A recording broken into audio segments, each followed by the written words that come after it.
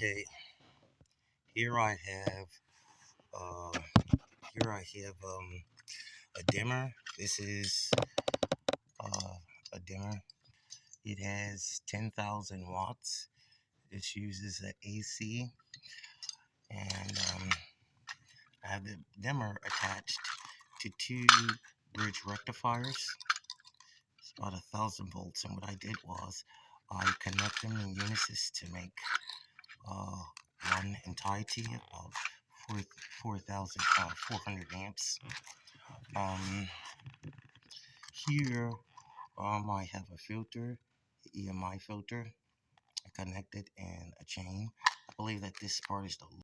If I'm wrong, this is the part is the load and the output this way.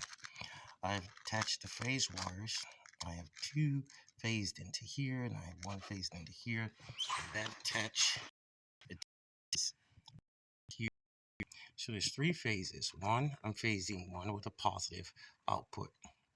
So this will be the ground as far as the disc. Let me turn off the light a little bit. This will be the ground as far as the disc, and the coils bearing shall be connected to the EMI filter. I have here. I'm supposed to have two phases, so more than two phases. For one, for the telescopic, which is this one and this one and this one. I have another one in the central under here, which is a large amount of coil under there. And then we're going to get this wire so I can increase the flux. The idea is to cause the magnetic suspension here by these circular coils that are coupled to the top of this brass cymbal percussion, and so that the coils will repulse against it and escape.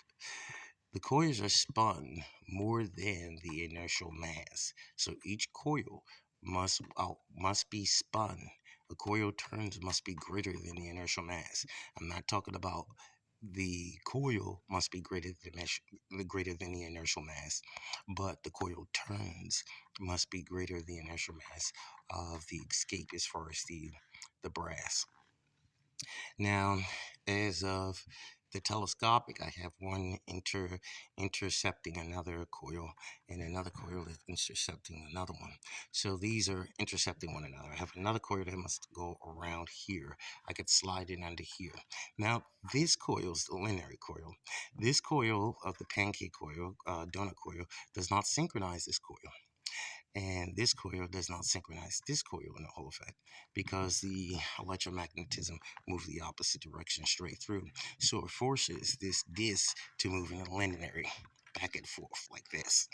This is the difference between the anti-gravity device, where the anti-gravity device is a rotary and phases the surfaces by a direct plasma, and plasma fluxes, electrofluxes the density and repulses against another. But the failures of the gravity device, the gravity flyer, is that it does not have the PNP. PNP means positive, negative, positive. However, when using electromagnetics, you would need one copper, either the copper coil and the windings, the electrical and the windings to create the force. Then you need another piece of copper sheet, and you need another piece of aluminum. Aluminum has to be fluxed by the copper coil ions, which are common, and they must flux the density of the aluminum, causing aluminum to move away.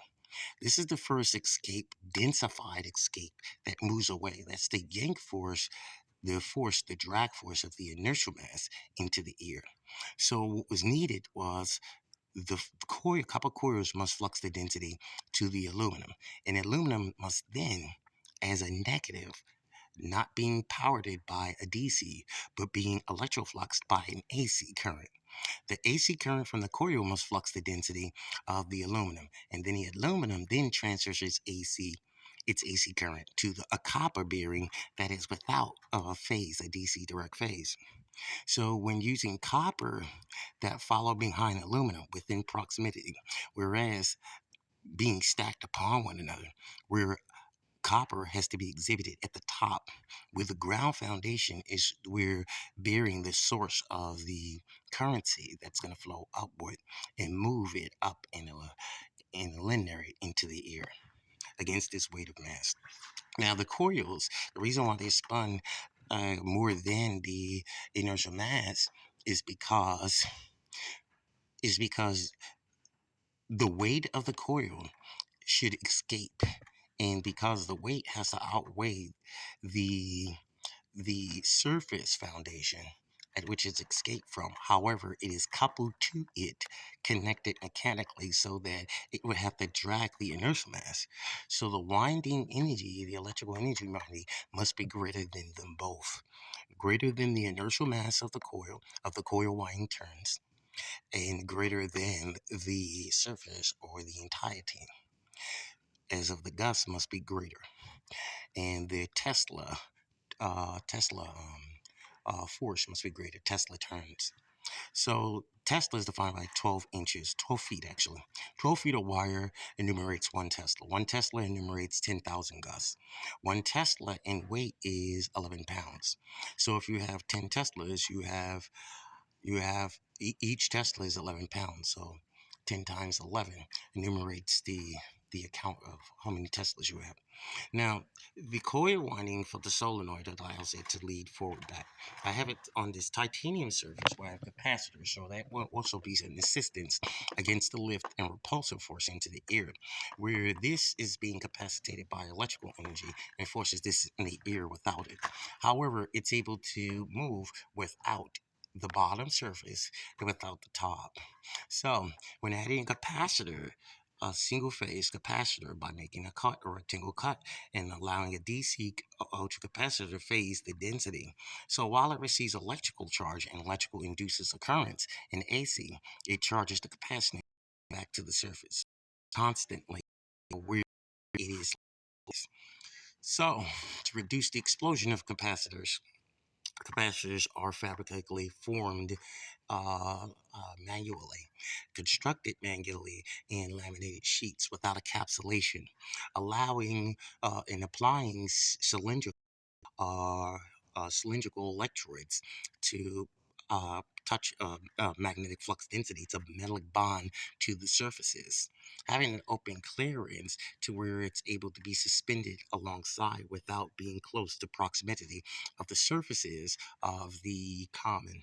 So that's why a hole is cut in place and it's fixed with an essential embedded within a quartz or sodium acetate and its crystallization as of a tetrahedral type of weld or holding port to it submerged within it other than epoxy resin crystalline hardener, while the metallic bond is attached into the input of the metal and the metal. So the cylindrical will allow the ions to bleed so it won't combust and explode the capacitors. This will enable the capacitor to flow and function, operate properly. So, my name is Jermaine Morton, and I'm showing you the difference between the gravity flyer and what makes it more better. Obviously, you can see the core wire turn should be greater than the inertial mass in the linear motion. However, I'm going to add more coils so I can cover this whole thing, but it must be straight. Remember that it cannot turn. The coils must be zigzag or spun across in the horizontal, so the aligning will cause this brass to escape. It functions similar like a mutant of aluminum, but it still functioned properly. I wish I had aluminum. I could add aluminum. It's much more better and gives a clear streak of a flow, nice flow. So I'm just showing you the difference between gravity flyers and why it works and why some it don't work.